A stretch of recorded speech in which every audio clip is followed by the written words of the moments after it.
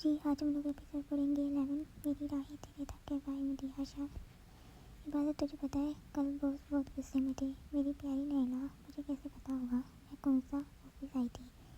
इबादत ने राम से बताते उसको देखा था, जबकि नैला इबादत के जवाब पर मर्द मज़ा हुई थी। अब ऐसे मुंह तो मत लटका, चल बता ऐसा भी क्या हो गया जो तुझे इतना खास लग रहा है। इबादत अपनी इकलौती दोस्त को मुंह बनाते देख अब के प्यार से मक्खन लगाते बोली तो वो इबादत इतने से प्यार में ही सारा गुस्सा बोले करीब हुई थी। वो ना कल बॉस को मिलने के लिए कोई आया था। जब वो लड़का ऑफिस में आया तब मुझे लगा कि शायद कोई मीटिंग वगैरह की वजह से आया, लेकिन जब मेहराज सर को देखा तो वो आने वाले लड़के को देख खुशी से गले मिले तो मैं समझ गई कि ये बंदा कोई काम वाम के लिए नहीं आया, ये तो लगता है सर का कोई दोस्त है। नायला ने खुश होते इबादत को बोलने पर मजबूर किया क्योंकि इबादत को इन बातों में कोई भी काम की बात नहीं लगी थी। फिर को यूँ हुआ कि सर के कैबिन में काफ़ी लंबी मीटिंग चली दोनों दोस्तों में। मेहराज सर एकदम गुस्से से बड़ा शोर देते तो एकदम से नॉर्मल होते। मुझे तो कुछ समझ नहीं आ रही थी कि अंदर क्या चल रहा है। फिर सर मुश्ताक ने कहा कि वो मीटिंग वाली फाइल सर को उनके कैबिन में दे आऊँ। तब मैं बता नहीं सकती मुझे किस कदर खुशी हुई। इबादत नायला के अंदाज और खुशी पर इबादत की हंसी निकली थी। जब मैं वहाँ गई तो सब लोग खामोश हो गए, मगर जब मैं वापस आने लगी तभी उनके दोस्त के चंद अल्फाज ने मेरे ख्वाब तोड़े। नायला याद आते उदास हुई थी। मतलब, इबादत उलझी थी। मतलब सर पहले से ही शादीशुदा निकले। नायला ने हुनकार भरते रोने जैसा फेस बनाया तो इबादत कहका लगाते हंसी। हाँ हाँ हाँ, उड़ा लो मेरा मजाक, देखो तो सही मैडम को कितनी हंसी आ रही है। नायला इबादत की ना रुकने वाले कहकों को देख आपके फाइल के कुछ पेपर्स उठाते इबादत को मारना शुरू हुई थी। किसी की आंखों ने गौर से इबादत को अपने साथ में बांधा था। मेरा याद जो कैबिन में बैठा फाइल चेक कर रहा था, सामने वॉल क्लास से इबादत को इतना खुश होते देख हैरान हुआ था। इतना ही नहीं, मुझे कल ही पता चला कि मेहराज सर की एक बेटी भी है। जैसे ही इबादत ने बेटी सुना तो हंसी को ब्रेक लगा और याद आया था रूही से उसको आज किसी भी हाल में मिलाद में मिलना है, चाहे कुछ भी हो जाए। नहीं तो वो जानती थी वो एक बच्ची है जो किसी के भी सामने भी उसका भूल सकती है। अच्छा तुम ये बताओ आज मेरे लिए कोई ख़ास काम तो नहीं। इबादत एकदम संजीदा हुई तो नायला ने उसके बदलते चेहरे को गौर से देखा। नहीं वैसे तो कोई काम नहीं, लेकिन हाँ आज मीटिंग है, रेस्टोरेंट जाना है। नायला ने याद करवाते इबादत को मीटिंग की तरफ इशारा किया। वो मीटिंग तो शाम को है ना। इबादत पूरी तरह कंफ्यूज हुई थी। अभी जैसे रास्ते बंद हुए थे रूह से मिलने के लिए। हाँ नायला सर से ऐसा बोलते फाइल खोलती उठी तो इबादत परेशानी से सोचने लगी कि अभी क्या करे। इबादत कहाँ है। जैसे ही मुश्ताक महराज के कैबिन में दाखिल हुए तेजी से इबादत का पूछा। सर उनको आज जल्दी जाना था। इबादत ने बताया था कि उसके घर एक मिलाद है जिसमें उसका जाना बहुत ज़रूरी है।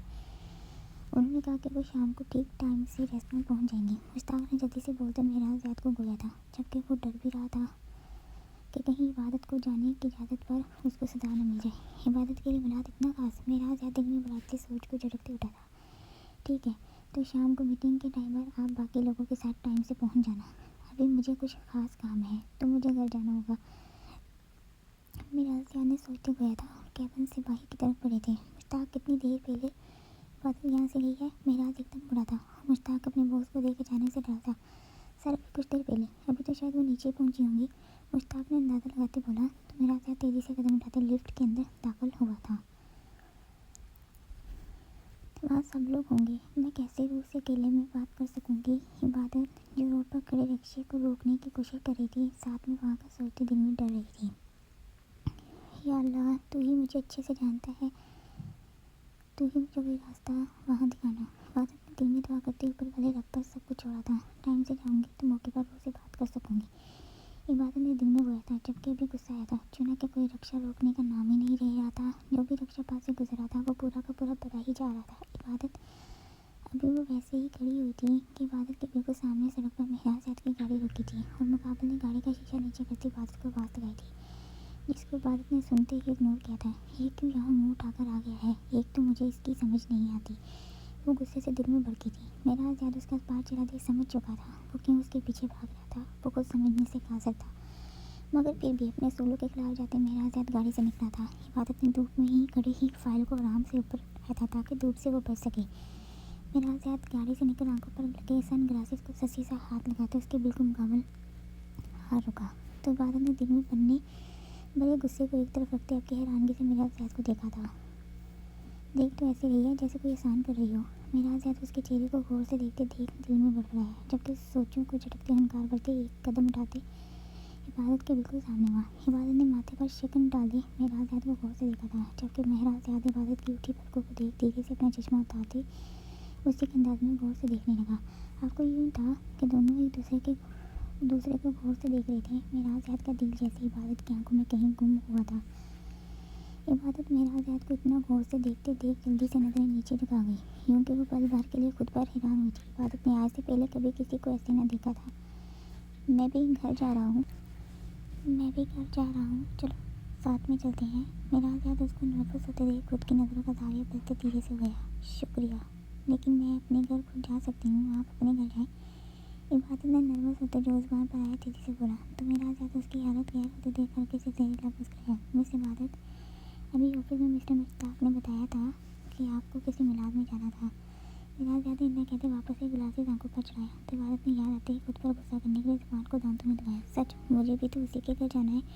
जैसे इबादत को याद आया तो दिल में खुद की अकल पर सलामी भेजी। चले, वैसे ही बहुत देर हो गई है, मिलाद तो ख़त्म हो जाएगा। मेहराज़ फ़ोन पर हैदर की कॉल आते देख आपकी इबादत को पूछती निगाहें इबादत पर गाड़ी, तो इबादत मरते क्या न करते वाले हाल में ही छोटे कदम लेते मेहराज़ की गाड़ी में बैठी। वो उसको बैठते देख दिल में अजीब सा खुश हुआ और तेज़ी से गाड़ी में बैठा।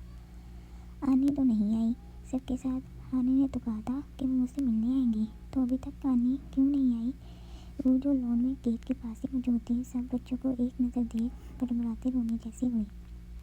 बाकी बच्चे सब एक साथ कह रहे थे और वो मुंह बनाकर वहीं पास ही नीचे घास पर बैठी। घर के अंदर सब औरतें तिलावत कर रही थी, तो खानदान के सब मर्द एक साथ बाहर लॉन में मौजूद थे। वही, आप ऐसे क्यों बैठी हो? चलो उठो, शाबाश, आप घर में दादी के पास जाओ। ध्यान जो उसको घास पर बैठ रहा देख चुका था, उसको आराम से दोनों बाजू से उठाते खड़ा कर गया, तो रू ने छोटे से माथे पर लाशदार शिकन डालते अपने चाचू को गोरा था। ध्यान उसको अभी कुछ कहता कि कॉल खाते देख वो दूसरी तरफ क्या था। वो जल्दी से सीढ़ियों पर बैठी थी, जबकि एक नज़र लॉन में बैठे सब मर्दों पर दौड़ाई। तभी फौरज में मेहराज़ की गाड़ी रुकी थी। इबादत 1 मिनट भी ज़ाया किए बिना गाड़ी से बाहर निकली थी कि उसको कोई देख न ले। आनी, जैसे ही रूही ने देखा वो भागी। आनी, रूह खुशी से जैसे ही ऊंची आवाज़ में बोली, इबादत की जान निकली। वो जल्दी से अपने लबों पर उंगली रखती रूही को इशारा करने लगी, तो रूही जो तकरीबन इबादत के बिल्कुल सामने आ रुकी थी, वो जल्दी से अपने पापा को देख उनकी तरफ भागी।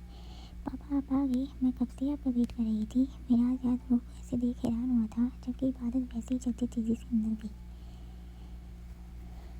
रूह, आपने अभी पापा को किस नाम से पुकारा था? ध्यान जो अपने भाई के करीब आ चुका था, रूह को पकड़ते सवाल कर गया।